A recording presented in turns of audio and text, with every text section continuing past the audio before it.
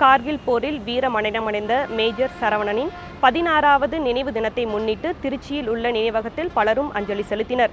கடந்த 1999ஆம் ஆண்டு நடைபெற்ற கார்கில் போரில் முதல் இராணுவ அதிகாரியாக திருச்சியைச் சேர்ந்த மேஜர் சரவணன் வீரமரணம் அடைந்தார். அவரின் 16வது ஆண்டு நினைவு தினம் இன்று அனுசரிக்கப்பட்டது.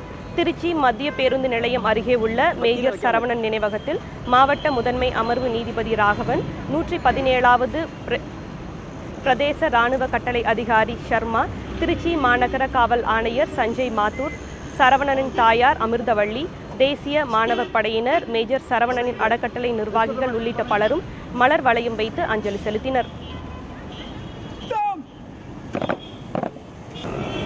16வது நினைவு நாள் அதை அனுசரி பண்ணுறதுக்காண்டி கமிஷனர் அவர்களும் போலீஸ் கமிஷனர் அவர்கள், நீதிபதி அவர்கள், கமாண்ட் ஆஃபீஸர்ஸ், எடியூகேஷன் டைரக்டர் எல்லாரும் வந்து அஞ்சலி செலுத்தி